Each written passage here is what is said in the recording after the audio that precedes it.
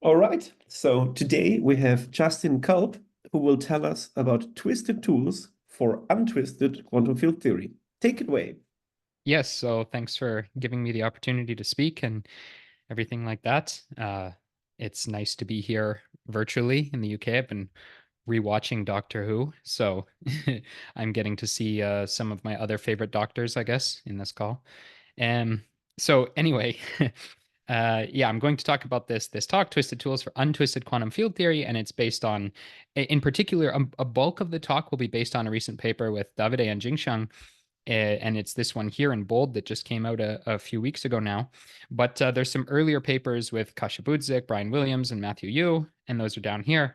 And as I was kind of mentioning, maybe as people were filtering into the room, is that the real this project kind of started, this series of projects kind of started by studying, well, twists of supersymmetric quantum field theories.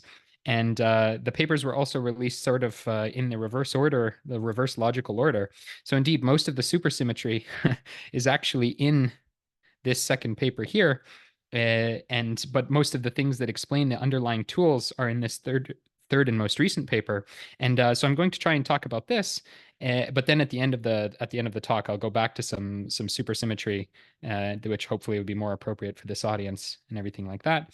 But yeah, actually, kind of the lessons we learned was that the tools and various techniques that we were developing for studying twisted supersymmetric quantum field theory and things like that were actually much more general than we had originally anticipated. And so, yeah, I'm actually going to, I guess, yeah, I'm going to kind of talk about that. So, in particular, what I really want to do is I want to discuss some ideas from formal deformation theory that turn up in quantum field theory. And so, a sort of a general schematic, intuitive explanation of what a problem in deformation theory would look like is maybe you pick some algebra A or some algebraic structure, I should even just say some random algebraic gadget. And then there's maybe some category of all things that look like A. So again, you could imagine A was an algebra, for example, or an associative algebra. And then maybe you have some category of associative algebras. And then you want to understand all the structures that are similar to A inside the category of all algebraic gadgets, right? So for example, I mean, we can be much less hand wavy. We could make it very concrete. So for example, you could say that you had an associative algebra A with some multiplication rule where you just take A and B and squish them together to make AB. And then we could ask about maybe, is there some way that we could define some new product, A star B, that's essentially AB plus some deformation that depends on some little parameter epsilon. And then what usually happens is, so for example, if you study this very explicitly in the case of associative algebras or something like that, what you'll find that you start to constrain these functions FAB, and it turns out they'll usually be classified by some cohomology problem or something like that. So there's some sort of cohomological constraints on the deformations of the algebraic structure. There's actually a familiar example to physicists. So recently, there's been a whole lot of hubbub about generalized categorical symmetries or global categorical symmetries and things like that. And a very popular version of a deformation theory theorem in the global categorical symmetries literature is called Ocneanu rigidity. That's just essentially a fancy way of saying that there's only finitely many fusion categories with a given fusion ring.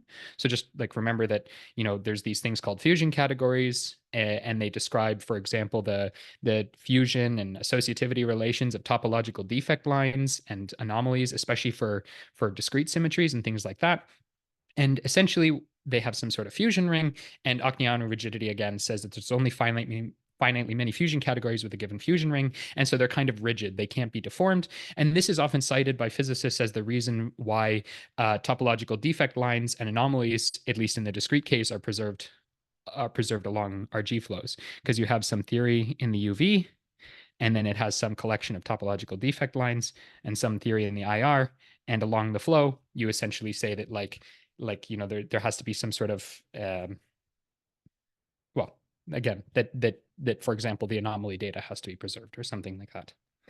But what I'd like to argue today is not directly related to that, except in the sense that it's another application of some deformation theory techniques, which is that I want to argue that all quantum field theories have collections of multilinear k-ary operations, which I'll just call brackets throughout, and they'll be denoted somehow like that. And that these things basically control deformations, generalized OPEs, so operator product expansions and sort of generalizations of them, and anomalies of the quantum field theory.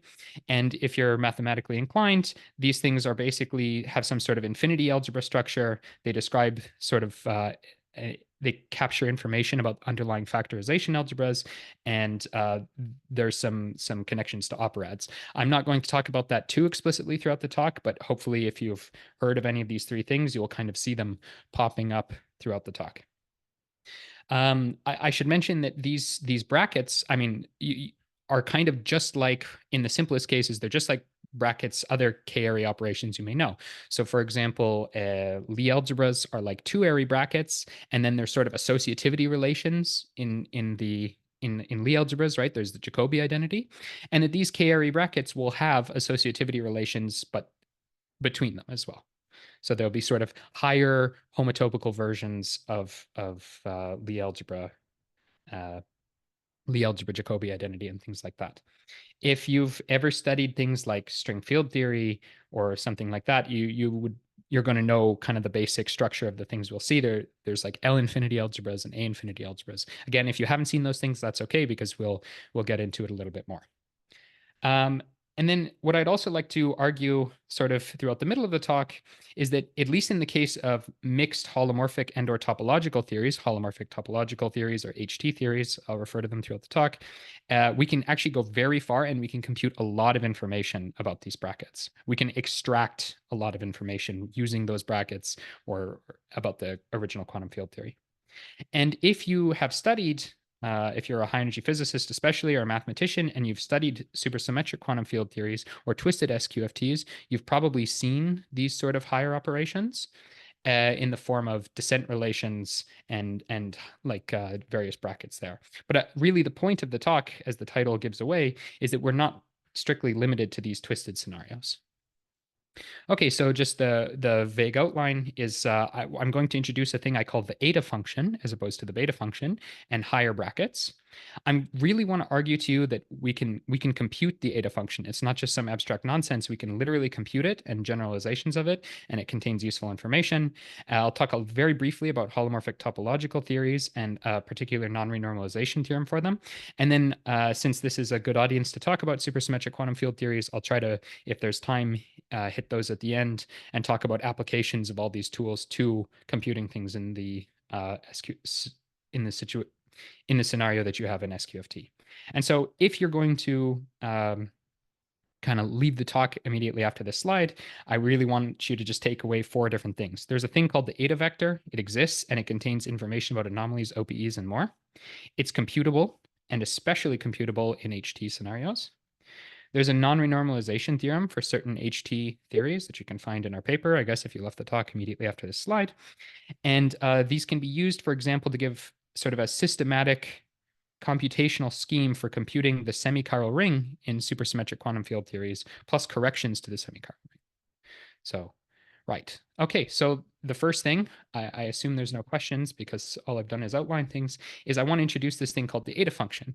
But in order to do that, I'm going to kind of step back and go to things that I think everyone probably knows, but it's nice to just spell out in more detail. So one of the most important properties of quantum field theories is that they can be deformed. Okay, essentially every observable in a quantum field theory can be understood by coupling the theory to an external system. For example, a local operator is just a speck in your quantum field theory, deforming it in a neighborhood of a point. And a line defect, at least if it's extended in time, is like a piece of junk deforming the theory for some amount of time. Things like conserved currents, like J mu, something like J mu. Something like J mu is just the response of the theory to some position-dependent coupling, aka a background field, right? If you compute a correlator that's like OOOJ, this is kind of like computing, telling you about OOO in the presence of a very, very small background A, right? That's how these things work. So in particular, sort of a very large deformation we can do is we can turn on an interaction, right? That's deforming the quantum field theory in all of spacetime. And we do that by simply adding a term to the action. Throughout this talk, I'm going to work perturbatively in the couplings, GI. So I'm not going to work at finite coupling per se. I'm not going to consider non-perturbative effects, but I will work to all orders in perturbation theory. Okay, so in particular, we can write this deformation as an integral of a point observable modulo total derivatives, because of course total derivatives won't be seen by the integral. And again, if we work perturbatively, what this does is this defines a formal pointed neighborhood dt of the original theory T, consisting of all effective quantum field theories obtained by perturbative deformation of T. It's called a pointed manifold because there is a distinguished point called T, which I'm studying all the formal deformations of, again, by just deforming it by these sort of tangent vectors, these interactions in the space of theories. It's formal because we're only considering deformations in an infinitesimal neighborhood of T. Again, we're not worried about whether or not certain power series converge and things like that. We're not at finite coupling. And so really you should just think of any time I use the word formal or infinitesimal as a synonym for perturbative. You could imagine sort of weaker versions of this problem. So for example, a weaker version of this problem, again, I'm working with essentially every time you see any function, you should just imagine that it's a formal power series in G. It's not truncated. So a weaker version of this problem would be like truncated at some order n in the coupling. And a harder problem would be it's not just a formal power series. I also am going to be concerned with whether or not, this thing is well defined, whether or not this power series converges, et cetera, et cetera. That's sort of the deformation theory way of saying the difference between perturbation theory and non-perturbative things.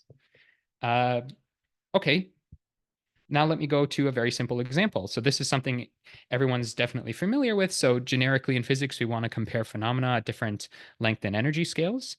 But a generic QFT, a generic point in theory space, is not scale invariant. So free theories are scale invariant.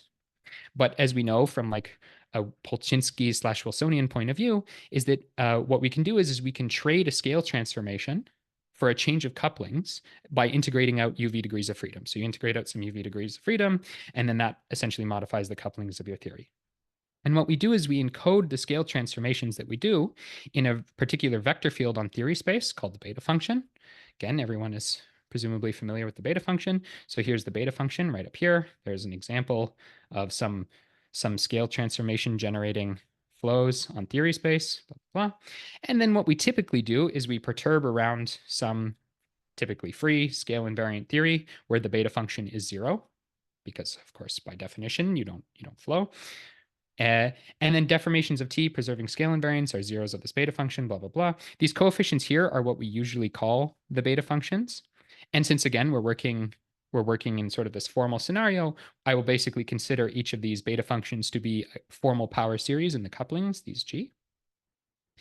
It's very obvious that the coefficients of a beta function are scheme dependent because they're coefficients of a vector field. But of course, there's still scheme independent information in a beta function. For example, it's scheme dependent in a very naive way, at least in the sense that it's the coefficients of a vector field, because, roughly speaking, there are very trivial, essentially almost field redefinitions that are going to like scramble up the coefficients. But then there's slightly more subtle ones because, of course, all of these things are power series in G. So, I could redefine, some coupling E twiddle squared to be like your E squared plus ... some higher terms in E, and that's going to also scramble up the formal power series. But there's, of course, scheme independent information in the beta function. So, of course, it's exactly 0 at a scale invariant when you're in a scale invariant theory. If you're in Yang-Mills theory, the 1 and 2 loop beta functions are scheme independent. The 1 loop beta functions tell you OPE coefficients. So there is interesting information in the beta function. And generally what we do is if you take some scale invariant theory, you deform it by turning on an interaction, and then again, you compute these beta functions. Now, if your interaction is classically not scale invariant, so it's either classically relevant or irrelevant, then there's going to be sort of a first order, a linear term, which is generated by the explicit or classical breaking of scale invariance. So usually what we do is we don't consider such terms because those are kind of trivial, and we consider taking classically marginal interactions classically marginal interactions, adding them to the theory, and then studying what happens, at higher orders in G squared. These are, generated by examples of scale generated by quantum effects, if you will, things at higher order in the coupling. Okay, I did all that because let's just pause it for 1 second. Let's keep that in our memory banks, that analogy there, and let's turn to something that maybe people here are more familiar with than my the people I usually speak to. But let's just turn again and recap quickly the BV-BRST formalism. So recall that when you study something like non-abelian gauge theory, quantization of non-abelian gauge theories is usually kind of hard. The reason it's hard is because we've chosen basically to formulate your quantum field theory in a redundant way in exchange for making other properties manifest, like locality, covariance, blah, blah, blah. Right? So there's sort of unphysical or redundant degrees of freedom in some path integral, usually coming from something like the A field, right? So here's a random example of some fermions coupled to some gauge field. So what we usually do, at least if we're working in a bottom-up perspective, if we want to quantize such a theory, is we introduce a gauge fixing procedure and some Faddeev-Popov ghosts, and we basically turn this action in 5 into this action in 6. And then what happens is the gauge fix action still has some residual nilpotent odd global symmetry involving fields and ghosts, and that's called the BRST symmetry. So these are the BRST transformations. They're not very mysterious. You just open up Peskin and you look them up. There they are in equation 7. And the physical theory, sort of information about the physical theory, can be identified with this BRST cohomology. This is a standard argument, so I won't review it in too much detail. So indeed, more generally, this was kind of a bottom-up perspective. More generally, throughout this talk, I'm really going to focus on quantum field theories defined in a BV-BRST formalism. So I'm always going to think about my original theory T as being embedded in some bigger ambient theory, T twiddle, and it has ghosts, anti-ghosts. If you really need the full power of the BV formalism as opposed to the BRST formalism, there'll be anti-fields, etc. And then this theory, essentially by definition, they have a Grassmann odd nilpotent symmetry, which I'll still call QBRST or maybe QBV. Okay.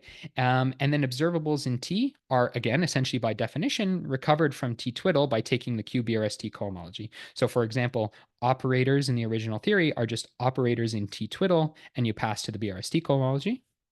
Again, by definition, interactions in the original theory are essentially the same thing. You take things in the original theory or in the higher embedded theory, and then you pass to the BRST cohomology plus, also mod out by total derivatives. This isn't a super deep point. Again, I'm just saying that there's a difference between local operators and interactions, and the difference is essentially, up to a little bit of subtleties, essentially just the difference of whether or not you're going to quotient out by total derivatives. And again, this was just a very long-winded way of saying I want to work in a BV formalism. But lots of people don't work with the BV formalism on a day-to-day basis because not many people are worried about quantizing P-form gauge theories or complicated supergravity theories or something like that. But that's okay. I'm just, again, arguing for this perspective. So if you want, we're never going to use the fact that there's anti-fields or anti-ghosts or ghosts in any super computationally deep way. So you could just pretend I just said BRST. Sometimes there'll be Cs. There'll be C ghosts, or BC ghosts, okay? Why did I tell you all this? Well, I told you all this because there's no reason that you had to do you had to study something like the beta function for scale transformations. You can compute the analog of the beta function essentially for any type of transformation. A popular one right now is actually in like sort of condensed matter situations is to study non-relativistic scale transformations where you don't scale time and space in the same way. Another example, which is maybe slightly controversial, is essentially any theory that has an anomalous axial symmetry. You can do an axial transformation on it, and you sort of flow around in the space of theories where the theories all have different values of the theta angle. Right? So essentially, you can play the same game that you play for the beta function for any type of symmetry you want. And so indeed, consider T, again, embedded in some ambient theory and just work in some BV formalism or BRST formalism. And what I want to do is I want to deform T. I want to study deformations of my quantum field theory. And so to study those, I'm going to actually study deformations of the higher embedding theory, and I'm going to do it without breaking the BRST symmetry. So what I'm going to do is I'm going to consider deformations of this T twiddle, this higher mother theory, if you will, and I'm allowed to have any sort of Grassmann odd couplings, non-trivial ghost number, everything like that. And what it defines is instead of remember before I had a formal pointed manifold of all deformations of T, now I have a formal pointed DG supermanifold of deformations of T twiddle. Again, this is nothing to be, this is nothing scary. The fact that I'm allowing for Grassmann odd couplings, that's why it's called a supermanifold rather than a manifold. And the fact that I'm working sort of in the BRST formalism and I'm interested in, cohomologies and things like that is roughly why I now have this word DG here. Okay, so again, we'll see examples of this. We'll see an extremely concrete example of this soon. But it's just, again, just attaching words to the statement that I am now working in this higher ambient formalism where ghosts and fields and anti-ghosts are all treated on the same framework, and I want to study deformations of this theory. Well, if I want to study deformations of that theory, BRST symmetry will now be encoded in a vector field itself. It'll be encoded in some vector field that instead of the beta function, we call the eta function. Okay, so the eta function just has some, essentially by definition, expansion like this. And again, just like before with the scale symmetries, the linear term of the eta function, if we were to expand out some coefficients, the linear term tells us if we add an interaction I to the bigger theory, it tells us if we add an interaction I, if it explicitly or classically violates BRST symmetry, if QBRST acting on the interaction is vanishing or not. Higher order terms will, of course, tell you if a BRST symmetry, if BRST symmetry is let me say broken, sort of quantum mechanically. This is very powerful because what it turns out is that since Q squared, so remember Q BRST, I might drop the BRST from now on. Remember, since Q squared was equal to 0, again, essentially by definition, it's an odd nilpotent symmetry, then the associated vector field, eta, must also square to 0.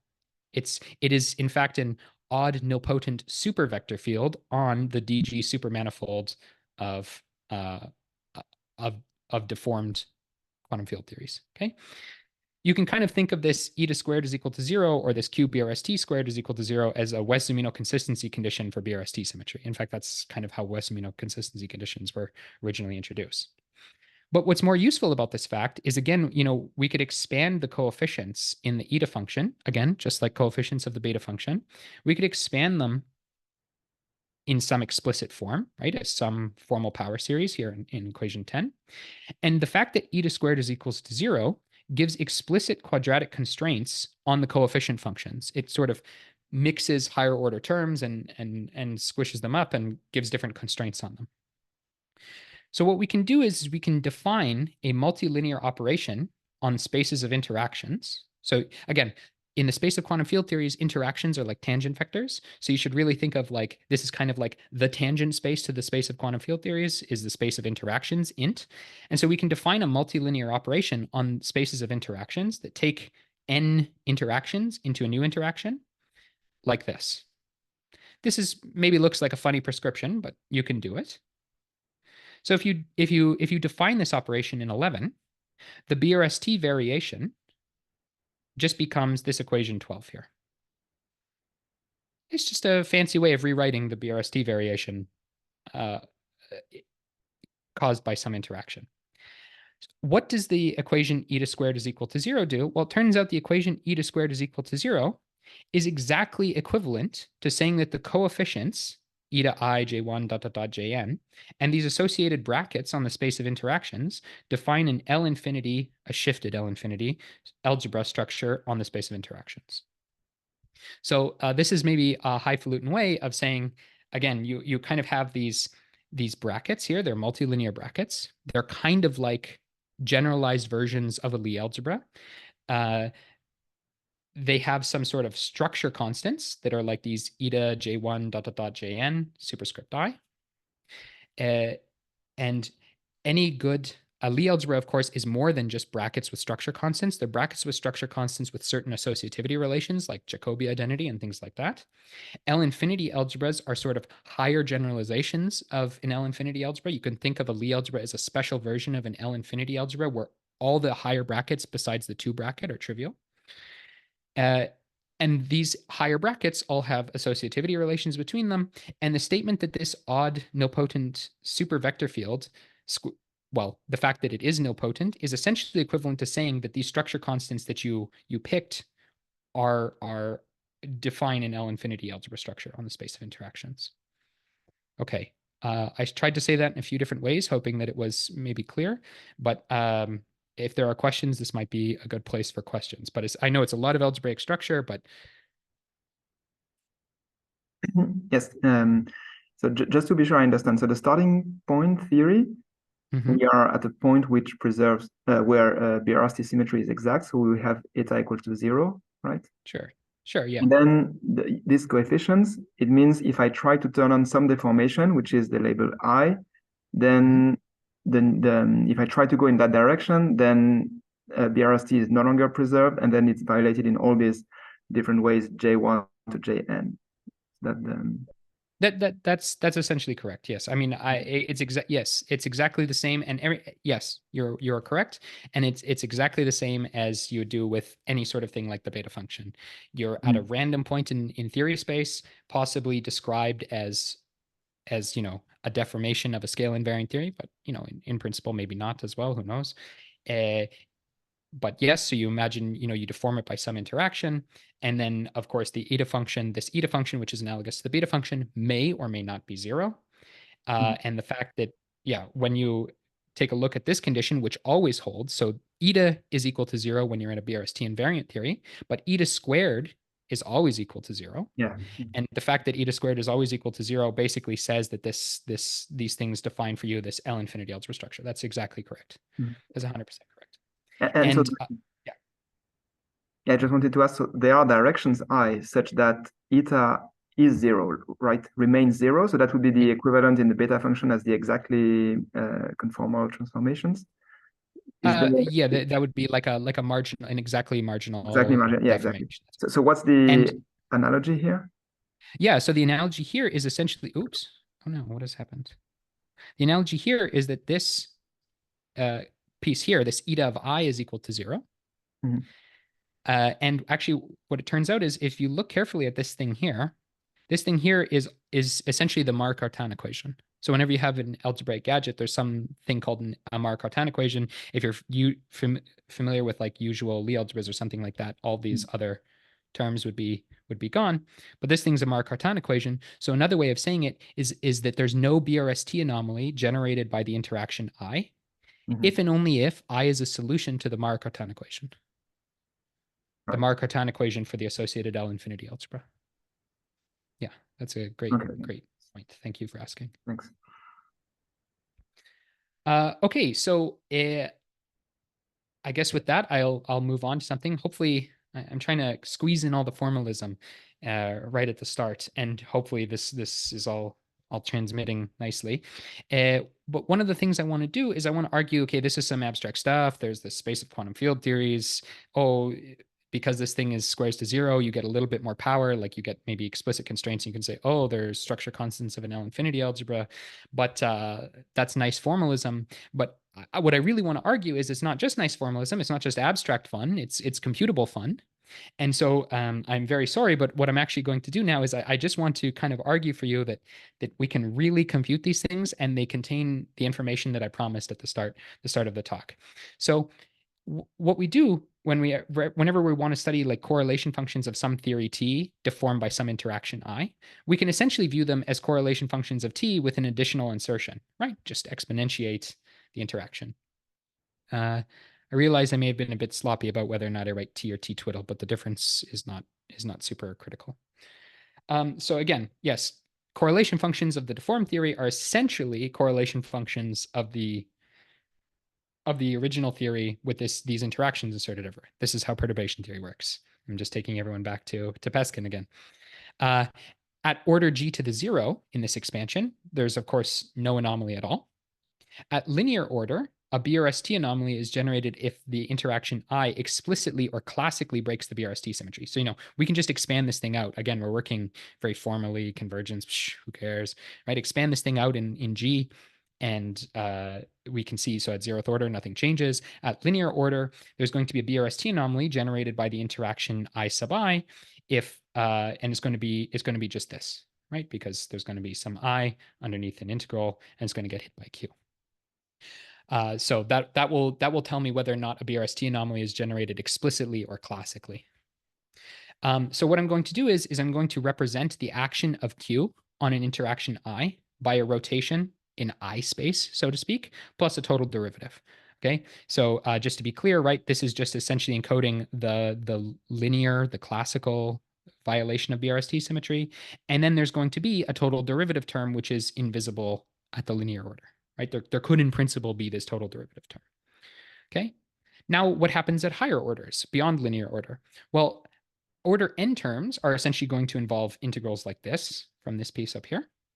And those order n terms, if we were just a naive classical mechanics person, what we would do is we would just use Q. We would just use Q and we would apply it to this and we would apply it with the Leibniz rule. And then what we'd get is we'd get, a whole bunch of terms like this, possibly each one times some total derivative, right? You guys know how you expand polynomials. Okay. So you get a whole bunch of essentially total derivatives, and then plus violations that may, or terms which may or may not vanish due to the classical or linear violation of BRST.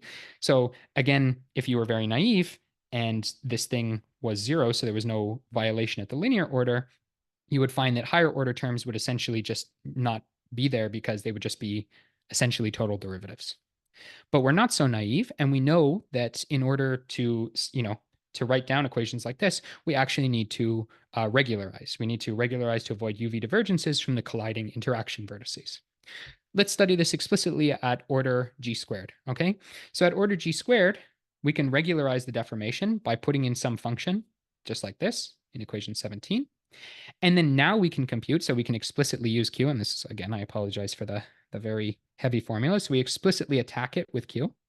And I'm just going to, obviously there's going to be terms that are at linear order. Let me just look at the terms that are coming with this dj attached to it. Now we find, so if we hadn't had this function here, this would just, again, turn out to be 0. That's what I was promising you on the other side by an integration by parts. But now that we have this sort of regulator function, we get an expression like this here, 19, that involves this piece here. If I want to be extremely explicit about my regulator function, I could pick, for example, a sharp cutoff. So I could pick maybe f epsilon 2, x1, x2. I could define it to be 0 if x1 minus x2 is less than epsilon, and 1 otherwise, right? So this is a very sharp cutoff function that essentially excises a ball around each of the interactions and then, turns off the integral if the interactions come too close to one another.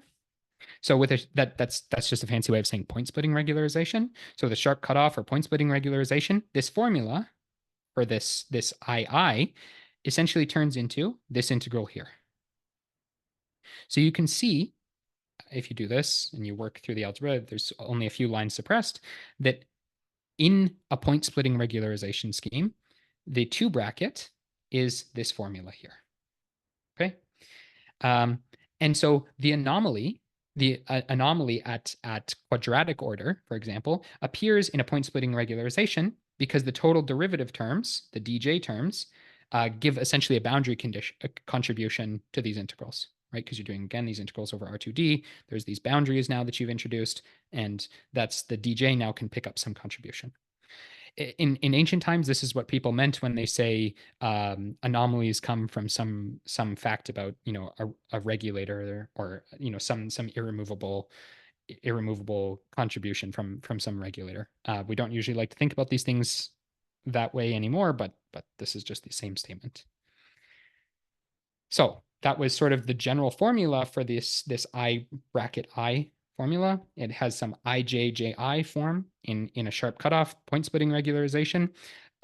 Let's look at it very explicitly in a particular quantum field theory. Take any 2D quantum field theory, let's call it S matter, with G global symmetry.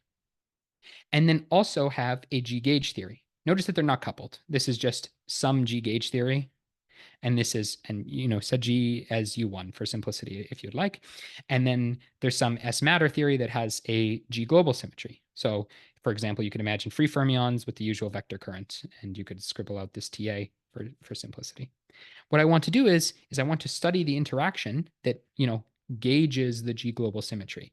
I want to add in the interaction J mu, the operator. I want to add J mu as an interaction with the coupling A mu. So I'd add it to the action here. Okay, but recall, we're working in this sort of higher lifted perspective so that we can kind of see everything nicely and cohomologically. So we're just going to follow Peskin. So in order to study any sort of gauge theory or something like that, I should add ghosts and auxiliary fields, aka embed it in this higher T twiddle with this Q BRST. I just open up Peskin for simplicity, and a BRST transformation of the interaction I gives this. So delta BRST of AJ, I just apply BRST, the delta BRST by Leibniz. I get this plus this. This simplifies down to this piece here. This piece is actually a total derivative, of course, because even though this is d mu of C, this is just equal to d mu of Cj mu, since d mu of J mu is equal to 0, the current is conserved. And so, kind of like I was promising on the other side, we see I is BRST closed up to a total derivative. So the BRST anomaly vanishes at linear order, but then there's this total derivative term. And this total derivative term can potentially cause a BRST anomaly at higher orders. So let's literally compute it. So I had my formula, my sort of IJ. Remember, there was a formula that looked like IJJI on the previous slide. Well, let's see what it gives. If I do it, this is my A wedge J interaction, my A wedge J interaction. These are my total derivatives, CJ. Then, of course, we know that in 2D, the JJ OPE diverges like 1 over Z squared. So if I do that, I Taylor expand, I integrate by parts, blah, blah, blah, up to some combinatorial junk, which I'll put in this pound sign here, I get CDA. And indeed, what that essentially is this is just recovering the one loop anomaly for a G-gauge theory in 2D. So again, it's the interaction bracket for if I have a 2D, if I have some 2D theory that looks like this, and I turn on the interaction A wedge J, the interaction that the 2 bracket of the interactions gives this CF12. And this pound sign here, it sort of contains all the combinatorial and representation theoretic factors. And if I was very careful about those factors, this pound sign would basically, I mean, generically, it's some number. But if I was to tune the representations and the matter content very carefully, this thing could vanish. It could be 0, and that would be the right matter content that says you don't have a gauge anomaly. And in general, if I was going to repeat this exercise in higher dimensions, which I won't torture you with, in 2K dimensions, you'll recover the anomaly from a k+1 ary bracket. So for example, in 4 dimensions, a 3 ary bracket of things that look like this would essentially give you the F wedge F anomaly. Okay, and then let me make one final comment, is that we can use this formalism to study perturbative corrections to Q. So recall anytime we're going to introduce something new, we just quickly snap back to the beta function. So recall that the Kalin-Symanzik equation says that some renormalized correlators are independent of some arbitrary renormalization scale, aka this is true. To put it differently, or you can expand it out in terms of partial derivative and the beta function and the anomalous dimensions, right? So beta is some vector field, gamma is the matrix of anomalous dimensions, and it says that this quantity is 0. That's what the Kalin-Symanzik equation says. You can kind of think of this piece here as being like the Lie derivative for beta when it acts on this particular G superscript n, this correlation function. If we do the same thing for BRST symmetry, there's going to be some like Lie derivative for the eta function. Again, it's going to be nilpotent. So nilpotency implies this expression here, where Q, this bold Q, is kind of, remember eta was like the analog of the beta function, and this bold Q is like the analog of the anomalous dimensions. So Q is essentially telling you, well, I guess I'm going to get to it slightly further down. So again, the coefficients of Q can be identified as coefficients for multilinear operations between the space of interactions and the space of operators, mapping an operator to a new operator. And it has some formula like this that is, again, computable from the brackets. And so indeed, what it's essentially telling you is, so this one would be like Q free. Maybe I'll make it more curly, Q free. This one would be like Q tree. This might be like Q1 loop, or something like that, blah, blah, blah. It kind of depends on how many dimensions you're in and things like that. But you can kind of think of this as being like, when you add an interaction, when you have the original Q free, and then when you add an interaction to the theory, the action of Q on operators is deformed, much like the same way that the anomalous dimensions change when you add an interaction. And when you add, so this is essentially telling you the formula for what Q on an operator looks like in the deformed theory. So you can see it has a very similar formula to before. And in the case of supersymmetric quantum field theories, this is a very useful formula because in supersymmetric quantum field theories, if I blitz towards the end in the next little bit, what's essentially going to happen is when you twist a supersymmetric quantum field theory, your twisting supercharge essentially acts like a BRST symmetry. It's essentially like trivializing some derivatives in some directions and things like that. You're passing to the Q cohomology. And then all of these problems become exactly sort of analogous to everything I've just presented. And then what you can do is you can use formulas like this one here in 27 to compute, for example, the corrections to the semi-chiral ring. So the semi-chiral ring would be like the space of like quarter BPS operators. These things are not protected. They receive corrections. For example, even the chiral ring receives corrections in like from the Konishi anomaly. And this formula is basically telling you a very systematic scheme for how to compute those corrections. But we'll come back to that with time. So let me just recap everything I've said so far, since we're making very good time. So deformations are integral to our understanding of quantum field theory. If we work in a BV-BRST formalism, we can introduce a vector called eta that tracks the violation of BRST symmetry due to interactions. Eta defines an L-infinity algebra on the space of interactions, and the Marr-Cartan equation for this algebra is solved by well-defined deformations. Well-defined here means the deformations take you from a BRST invariant theory to a BRST invariant theory. Eta contains useful information like anomalies. I also claimed it contains useful information like OPEs, but we can save that for questions later if people care. And critically, we can compute the deformed action of Q on local operators. And this all has some generalizations as well. So for example, I could have considered position-dependent interactions rather than just, I guess, position-dependent couplings, if you will. So this causes some momentum inflow at each vertex. And then in that case, the L-infinity brackets are extended from interactions to interactions colored by some momentum label. And if you're familiar with fancy mathematical language, this is essentially saying that instead of having an operad or an algebra over an operad, we instead have a algebra over a momentum colored operad. It's just words. There's a particular distinguished subcase of this, though, and that's in the case of holomorphic theories with holomorphic momentum. In that case, obviously, for example, in 4 dimensions, this would look like C2, and then there'd be some holomorphic momenta that could flow in at each vertex, and this recovers what are known as lambda brackets or higher N-Lie or homotopy conformal algebras in the literature. If you're familiar with those things, if you're not, it's not a big deal. It's not going to play a super critical role. I should also just mention briefly, though, you might say position-dependent interactions. That sounds so bizarre. These such things are, of course, not exotic. We've actually just seen one, right? If you had some theory, S matter, like before, then the interaction, of course, A wedge J is a position-dependent coupling, right? A background field, when the field is in fact a background field, the background field is a position-dependent interaction. Okay.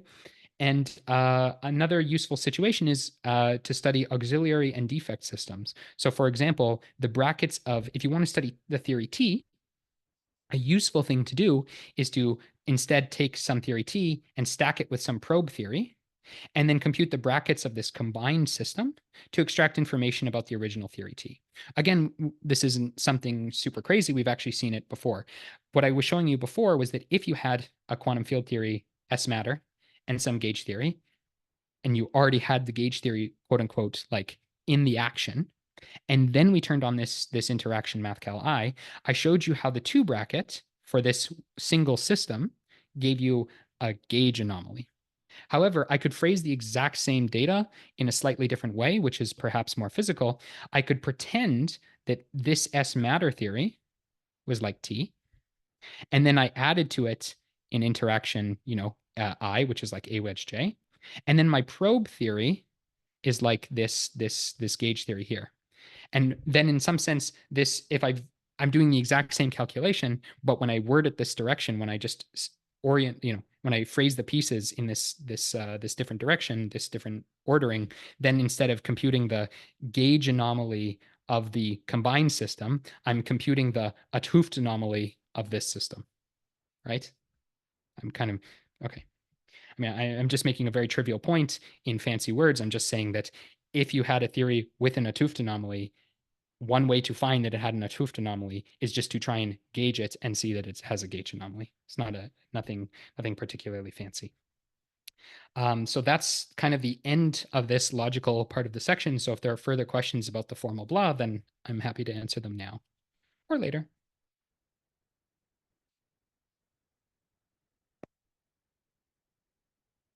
Okay.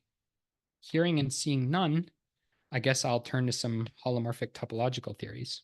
Actually, I So, could ask another yes. question.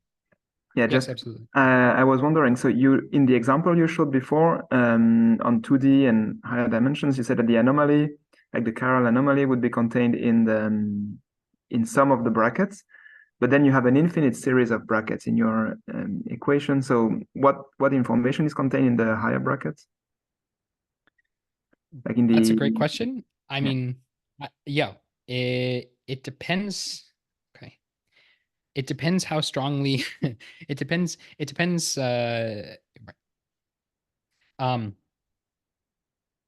I guess in principle, other data about anomalies and Mhm. in general, like I'm struggling to just say anything that's more than just like But then, generalized BRST anomalies. But yeah. But then I guess, is there more? Is it, so I thought that the anomaly was entirely characterized by this number in front of this particular term. So then I would have guessed naively that all the other, like there is no more information needed, but maybe you're saying For that there's this, really some more information in the other. yes, that's right. So I mean, this anomaly is essentially characterized by this bracket. That's Mhm. fine. Yeah. And it's possible that higher brackets of the same I maybe don't give you any additional information. That's Mhm. possible. But for example, in the case that you apply this technology to a 2D chiral algebra and you study a 2D chiral algebra with some probe systems, when I was talking about these probe systems, you can essentially show that inside these brackets exists essentially all of the OPE coefficients. Mhm. Um, Okay. yeah, higher So this is because brackets. it's position dependent. So of course, position dependent, then you have much more freedom. Yes, that's right. What happens essentially, yeah, what happens essentially. So, for example, if you're in a 2D chiral algebra, are you familiar with lambda brackets at all, or there's sort of Yeah, a little okay, bit. yeah. So there's sort of a notion in 2D chiral algebra. Maybe I just do it here. There's a notion in 2D chiral algebra of something called lambda bracket, which is exactly the quantity that we've been defining. Looks something like there's a contour integral. Do something like z minus w is equal to epsilon. This is just my formula from before. dw 2 pi I e to the... So it's essentially just your usual OPE formula, but it's Okay. deformed. Again, yeah, yes. Yeah. But you see what happens in this formula here is this formula can really only extract all of the singular pieces of the OPE, right? Mhm. But the singular pieces of the OPE between I and phi, for example, because you're just putting them all into some generating function here. Fine. But what's interesting is that if you also allow yourself to have a probe system, in particular, if your probe system is just one spectator free fermion, so I'll say probe is just free fermion. Then what you can do is you can take the probe system and you can compute brackets with the probe free fermion. And so you can compute brackets of things that look like that probe free fermion times psi with the probe free fermion times phi. And what's going to happen is when you do the various contractions, essentially contractions of size are going to give terms like 1 over z minus w. And so that allows you to essentially access also the higher, the regular parts of the OP. So you can see that, yeah, sort of this usual lambda bracket extracts all the singular pieces, and then the brackets of the coupled system extracts the higher OPE coefficients. Okay, Yeah. great. Yeah. And maybe just one final piece, because we're going to get to this anyway. It kind of comes back as well to that other application, which I alluded to, is that, higher brackets will tell you about sort of higher loop contributions to, for example, the action of Q, like, for example, in a supersymmetric quantum field theory, the action of Q on some operator. And this is important because, for example, you could have, like, maybe you compute some cohomology in some twisted SQFT, and you know what the free cohomology is. And then essentially this tells you how the cohomology changes at loop order by loop order, these higher brackets. So anyway, yeah, maybe we can blitz towards that. It looks like I have 8 minutes, which shockingly is probably actually enough time for these last few slides. So I'll just flash to you all some results in the last few minutes about holomorphic topological theories, and in particular twists of SQFTs. So by holomorphic topological, I just mean I'm on CH times RT. In such scenarios, what I can really think of is that I have anti-holomorphic translations and translations in RT, but they're gauge symmetries, they're BRST exact. And generally, I'm going to be interested in theories that have some sort of first order action. Yes. So in particular, I'm always going to call, even though these aren't necessarily supersymmetric theories, I will always call phi a superfield, because essentially the differentials in the topological and anti-holomorphic directions are like superspace coordinates, right?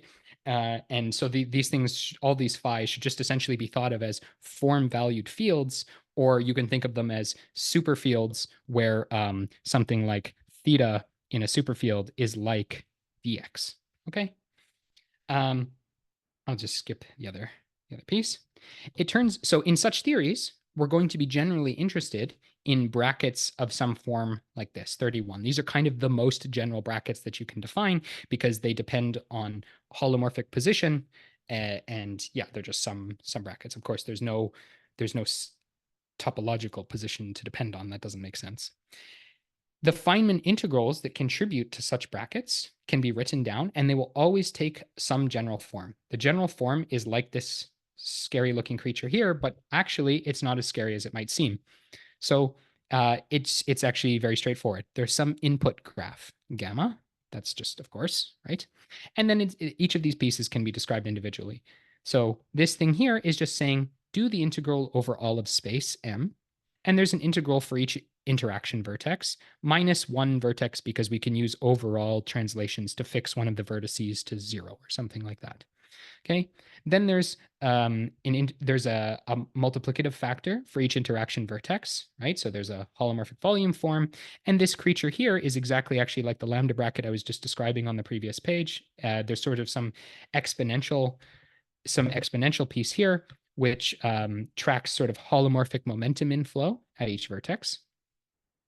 And then there's a product of propagators for each edge inside the graph. And so these are some product of propagators. They're actually, in fact, I've written them as regularized propagators. And then the only mysterious thing maybe is this piece D here. But the reason this D shows up is, roughly speaking, because there's collections of descent relations, Q plus D on O is equal to 0. These are like usual SUSY descent relations. I'm going to be a bit schematic, but roughly speaking, since we're interested in integrals that involve Q's acting on O's, there are some shenanigans we can do, some Leibniz rule and integration by parts that essentially trades that for this D here. The details are in the paper, and maybe it'd be better if I got to some examples. So yeah, there's a D there. And then just completely by counting form degrees, essentially there's almost nothing involved. You just have to know the degrees of these various forms. You can prove that any non-vanishing Feynman diagram turns out to be what's called an n-Lemon graph. In particular, n is equal to h plus t, where h is again the number of holomorphic directions and t is the number of topological directions. So what I've drawn here is I've drawn the two Lemon graphs. So this in particular is two Lemon graphs. So the two Lemon graphs involve a propagator. And this is the one loop graph, this is the two loop graph, and here's the first three loop graphs, and then there's even more graphs at higher orders. Again, notice that n is equal to h plus t. So for example, in the holomorphic twist of a 4D n equals 1 theory, you're essentially working on C2. So H is equal to 2. So these are the relevant diagrams. Of course, if you're looking at a topological 2D theory, then these are also still the relevant diagrams. But this isn't a contradiction, of course. They have the same diagrams, but the integrals that it assigns to those diagrams will just be different. Okay. It turns out, so this was explained in our first paper, our oldest paper, and also in the newest paper, is that all of these diagrams, these integrals in particular, have a number of symmetries and identities. Roughly speaking, they have symmetries that come from the graph itself, right? So if it's a graph that looks like this, there's going to be some sort of possibly signed S3 action on it or something like that. There's also various shift symmetries that come from shifting this sort of auxiliary ZE creature that lives inside the propagator. There's just various symmetries of these integrals. But what's most interesting is that they actually satisfy an infinite collection of quadratic identities. So it turns out that what you can do is there are graphs which are almost Lemon. So you can see here that this graph is a triangle. I'm not going to define for you what an almost Lemon graph is, but there are graphs like a square graph, which is not a 2-Lemon graph, but where if you just do surgery on one of its legs and you pop it out and then collapse the original leg down to one vertex, so you just collapse it down into a triangle, that if you perform surgery on it, it turns out that what you removed was a Lemon graph and the surviving graph was a Lemon graph. This is not obvious, but there are sort of graphs that have this property. For each of the graphs that has this property, there exists an identity from the graphs that you extracted by surgery and the graph that you obtained by collapsing that where that graph was removed from into one vertex, that gives you some sort of constraint between the graphs. This is how it looks in the form of integrals. So there was some, remember, I'm studying these particular integrals, and then there's some way that I could just turn them into differential operators. And yes, so this integral is, these quadratic identities are always satisfied. It turns out that what these identities are essentially doing is it's saying that these brackets here, remember I kept promising they had higher associativity relations, just like Jacobi identity in Lie algebras and things like that. These identities are essentially enforcing diagram by diagram the fact that these brackets had these higher associativity relations. And in fact, in the first paper that we wrote on this subject, at least in the case of H equals 2 theories, we actually showed that you can essentially, so these would be the ones relevant for 4D n equals 1 holomorphic twists. It seems like you can actually bootstrap the values of the Feynman integrals from these identities. So in particular, you just compute the propagator graph by itself. The propagator graph shows up in some identities that involve the propagator and the one loop graph. And then you can use those identities to obtain the one loop graph. Similarly, the two loop graph appears in some quadratic identities that involve the one loop graph, the two loop graph, and the propagator, but you already know the propagator and the one loop graph, so then you can determine the two loop graph. And this works at least up to 3 loops, and we just didn't try higher than that. So yes, it's possible to bootstrap all Feynman integrals from these identities, possibly, and it appears that it might be true. And there's results by some other folks which suggest it indeed might be true in general. I'm not going to prove it, but one of the results of our most recent paper is that you can use sort of these combinatorics and facts about the configuration spaces of these graphs and things like that to show that all loop graphs in HT theories with greater than or equal to 2 topological directions must vanish. So you can essentially show that, again, yeah, any contribution from any loop graph with greater than in greater than 2 topological directions is vanishing. So essentially everything is tree level, tree level exact in those theories. Okay, it looks like I have exactly 2 minutes since we started 2 minutes late. So okay, maybe I'll just quickly flash some things about SQFTs. So in a general supersymmetric theory, the supersymmetry algebra looks something like this.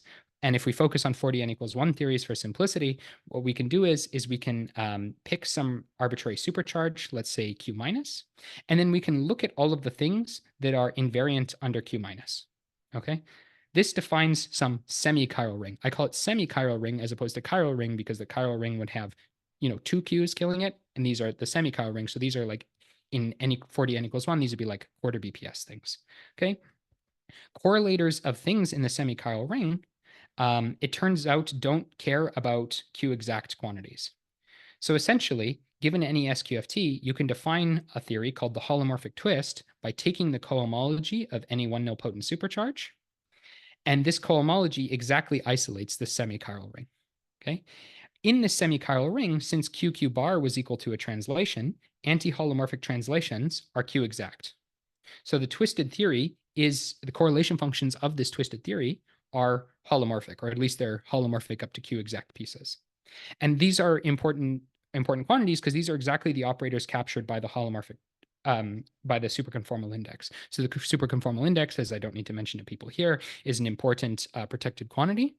And this semi-chiral, if you compute sort of the cohomologies that show up in this holomorphic twist, you're essentially categorifying the superconformal index because you are obtaining, like what the superconformal index is telling you is it's taking those cohomologies, it's computing the dimensions of them, and then it's inserting -1 to the f. So it's adding them up with -1 to the f.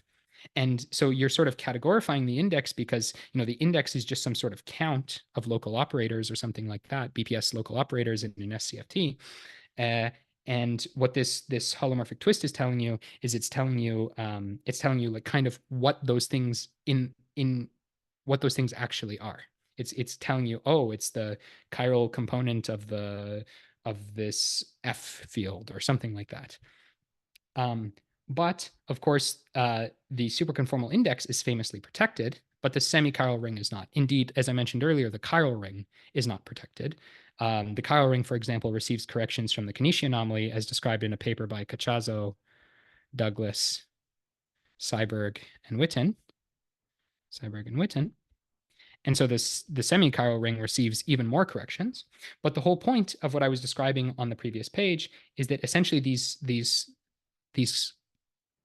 corrections can be systematically computed from these brackets. And since they can be systematically computed from these brackets, you can essentially compute these cohomologies at tree level and then at 1 loop order, 2 loop order, et cetera, et cetera. And actually what ends up happening, for example, if you do this in some theory like Super-Yang-Mills, is you can compute, you can go to Super-Yang-Mills, you can come up with some twisted version of the theory. So there's some reformulation in terms of Bs and BC ghosts, or not BC ghosts, BC fields. And then you can compute the free cohomology. That's really trivial. That's just gauge invariant polynomials in these Bs and Cs. And then you can compute the 1 loop correction to that cohomology. And you can argue, you can essentially prove that there will be no further corrections to that cohomology. And so you can essentially argue that like once you add the 1 loop corrections, there's no further corrections to this sort of semi-chiral ring.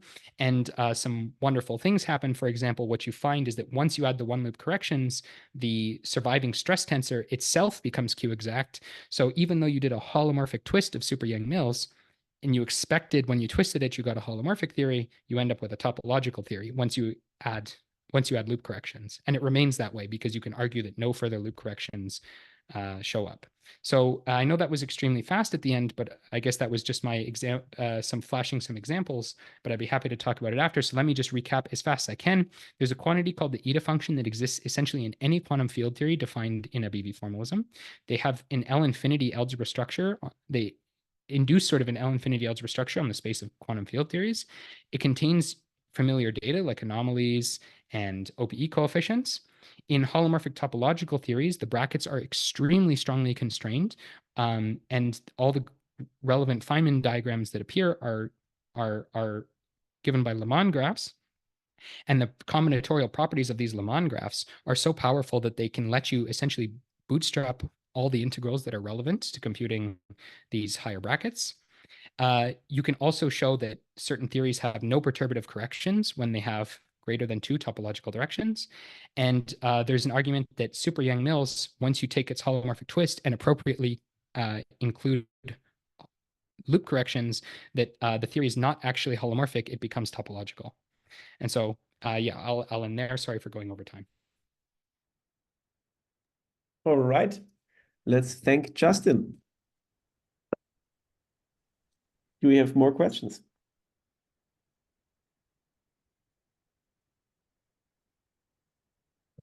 So I have one about the statement of computability, because Yes. with the eta vector, because the examples you did were always like extremely general, like, you know, take some 2D theory with some global symmetry G. That's like very, but yeah. So how, like, if you fix a given theory now, can you actually then compute this very precisely, and do you learn things that you wouldn't from like standard techniques that we already use? Right. So yes. So Like if we if I took was very four dimensions, careful, for example, yeah. yeah. So of course I'm not going to learn anything new about chiral anomalies, and especially not in 2D. But indeed, you're right. If I was to fix very precisely, like the matter is this, I would be able to compute this, and I should recover, the usual, like let's say in fixed G to be U1, I'd recover the usual like bubble anomaly in 2D, and I would recover the exact factors and everything like that. Um, sorry, but the other part of your question was about what kind of new things can you recover Yeah, or facts yeah. like that? Right. So one of the interesting things is that you can actually do. This was done by Jingsheng and a collaborator.